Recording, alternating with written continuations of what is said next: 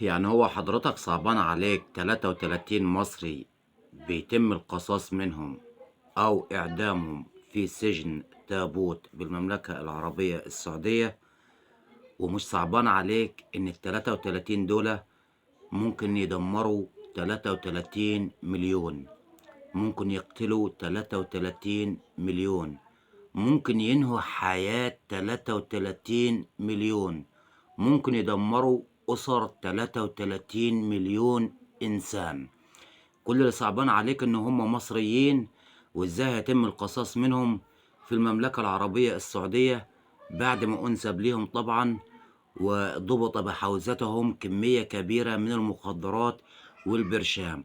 وأكيد حضراتكم عندكم التفاصيل، لأن الواقعة دي تمت منذ 8 سنوات أو 9 سنوات، ولكن وجب فيها الحكم والنفاذ.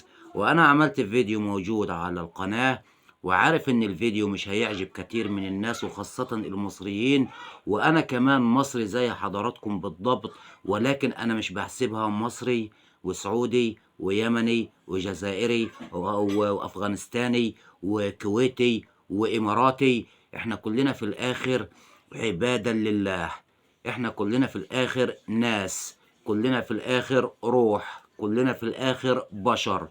فإذا كنت إن أنت حضرتك هتأذي ناس من داخل الدولة بتاعتك فأنت مخطئ، وإذا كنت برضي هتأذي ناس من خارج الدولة بتاعتك فأنت مخطئ.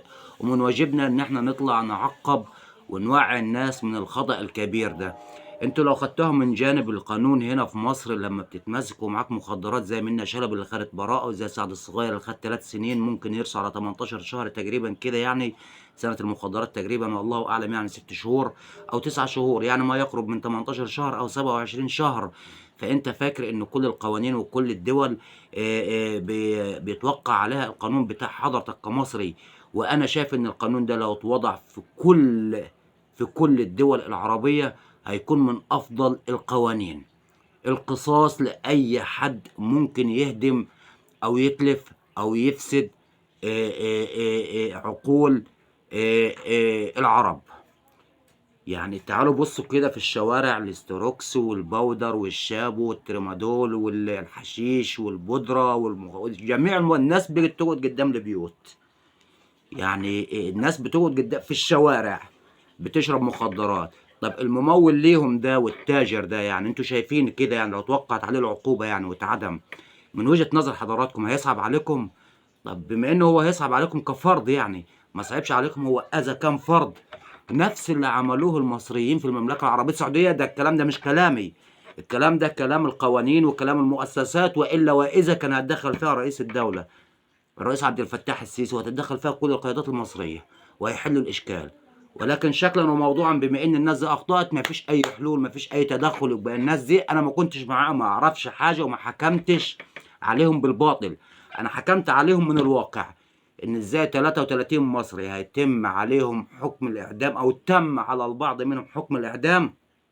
تقريبا توقعت العقوبة اليوم على 3 اشخاص، ويوم الجمعة المقبل هيتم تنفيذ حكم برضه القصاص من 3 آخرين، وهكذلك لحد ما يخلص ال 33. يعني لو في أخطاء أو القصاص من غير وجه حق أو من غير تهمة، متهيألي كانت كل القيادات هتتدخل. ولكن هنا في تهمة منسوبة ليهم، والتهمة دي القانون بتاع الدولة اللي هم فيها في المملكة العربية السعودية بيحمل القصاص. فايه يعني اللي مزعل حضراتكم وموتر حضراتكم؟ اصل يوم القيامه ربنا مش هيحاسبني انا يعني على ان انا مصري، وهحاسبك انت على انك سعودي، وهحاسبك انت على انك اماراتي، وهحاسبك انت على انك مغربي، وهحاسبك على انك جزائري، وهيحاسبك على انك اردني، هيحاسبك على انك ليبي. الكلام ده يعني اتمنى انه يكون في عقل، يعني بيوزن الامور. وانا عملت الفيديو وعارف ان الفيديو مش هيجيب لايكات، ده اللي عملته على القناه وده ايضا. ولكن انا عشان اطمن حضراتكم، لا بتاع لايكات ولا بتاع مشاهدات ولا بتاع دعم، مع ان ابسط مما تتخيلوا. ولكن انا هفتح الكاميرا وهتكلم كلمة حق لو هيكون لي متابع واحد. يا رب رسالة تكون وصلت، وفي الاول وفي الاخر ربنا يرحمهم ويغفر لهم ويسكنهم فسيح جناته، ويلهم اهلهم وزواياهم الصبر والسلوان، اللهم امين يا رب العالمين. ويا رب يكونوا عبرة لكل واحد ممكن يكون سبب في أذى إنسان. ويا ريت القانون ده كمان يتطبق في مصر، هتشوفوا مصر في حتة تاني.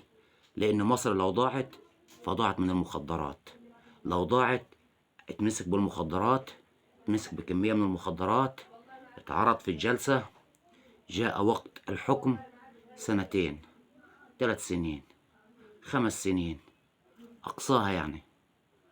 فأنا مش عايز أقول القانون عقيم، ولكن أنا عايز أقول هنا القانون ضعيف جدا، ضعيف جدا في حكم قضايا المخدرات بالتحديد. جرائم القتل اللي بتتم وبيتم فيها الإعدام للقاتل هي أولها وآخرها المخدرات. يعني إحنا نستنى لحد ما نشرب المخدرات ونسكر ونروح نرتكب جريمة قتل، ونبدأ بعد كده نخش في قضايا ونخش في سين وجيم، ويبدأ القاضي يحكم ب15 سنة، ب20 سنة، 25 سنة، أو بالإعدام. طب ما هو من البداية احنا نمنع المخدرات، نمنعها المخدرات. المفروض الحكم أو القانون في قضايا المخدرات يكون أشد من جرائم القتل، لأن هي المخدرات اللي هي بتودي لجرائم القتل. أنا يمكن إنسان بسيط يعني، ولكن بقدر الإمكان طلعت وعبرت لحضراتكم، وأتمنى إن أكون قدرت أوصل معلومة مفيدة لحضراتكم، مع كامل احترامي وتقديري لكل الدول العربية، نصارى ومسلمين. والسلام عليكم ورحمة الله وبركاته.